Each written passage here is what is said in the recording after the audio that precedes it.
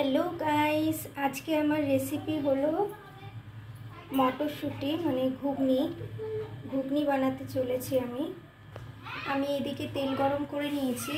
এবার আমি ভাজা মানে গোটা মশলাগুলো দিয়ে দেব। তেজপাতা, শুকনো লঙ্কা, ফোড়ন। এর মধ্যে আমি এলাচ, দারচিনি আর লবঙ্গ দিয়েছি ফোড়নে। এর মধ্যে আমি আদা বাটা, কাঁচা লঙ্কা বাটা আর জিরে বাটা একসঙ্গে অ্যাড করেছি। এবার একটু কিছুক্ষণ কষিয়ে নেব। আমি আগের দিন রাতে মটরশুঁটিটাকে ভিজিয়ে রেখেছিলাম, মটরগুলোকে। তারপরে নুন, হলুদ আর গোটা গরম মশলা, তেজপাতা দিয়ে, জিরে দিয়ে আমি একটু সিদ্ধ করে নিয়েছি প্রেশার কুকারে। এদিকে আমি টমেটো বাটা নিয়ে আর আমি কিছুটা আলু ডুমো ডুমো করে নুন, হলুদ আর লঙ্কার গুঁড়ো দিয়ে ভেজে নিয়েছি। এর মধ্যে আমি লঙ্কার গুঁড়ো অ্যাড করছি আর হলুদ অ্যাড করব। হলুদ, কাশ্মীরি লঙ্কার গুঁড়ো আর ধনের গুঁড়ো আমি অ্যাড করলাম। এবার মশলাটাকে ভালো করে কষিয়ে নেব। এবার আমি টমেটো বাটাটা অ্যাড করে নিচ্ছি। আমি মশলাটাকে ভালো করে কষিয়ে নেব তেল ছাড়া অবধি। আমার মশলাটা কষা হয়ে এসছে। এর মধ্যে আমি সামান্য নুন অ্যাড করব, কারণ আমি অলরেডি মটরটা সিদ্ধ করার সময় নুন অ্যাড করেছি আর গোলমরিচের গুঁড়ো অ্যাড করলাম। এবারে আর একটু কষিয়ে নেব। মশলাটা আমার কষানো হয়ে গেছে। এবার আমি মটরটা অ্যাড করে নিলাম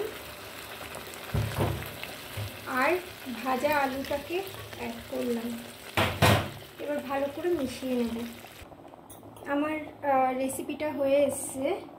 আমি এর মধ্যে গরম মশলা অ্যাড করলাম আমার বানানো। ভালো করে মিশিয়ে দেব।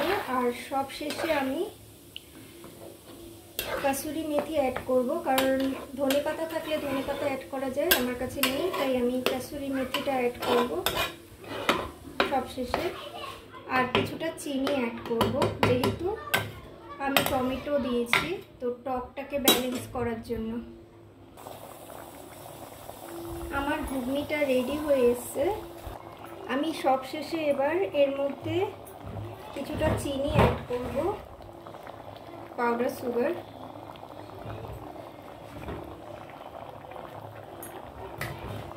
আর কাসুরি মেথি অ্যাড করছি।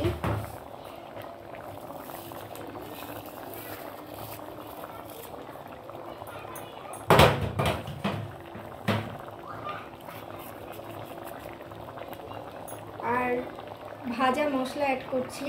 ধনে, জিরে, শুকনো লঙ্কাটাকে ড্রাই রোস্ট করে নিয়েছি, পুরো বেটে নিয়েছি। আমার রেসিপিটা পুরো রেডি, তোমরা দেখতেই পাচ্ছ। এবার কিছুক্ষণ ঢেকে রেখে এটা পরোটা, রুটির সঙ্গে খাওয়া যেতে পারে, আর শুধুও খাওয়া যায়, খুবই ভালো লাগে। তোমাদের সঙ্গে শেয়ার করে খুবই ভালো লাগলো।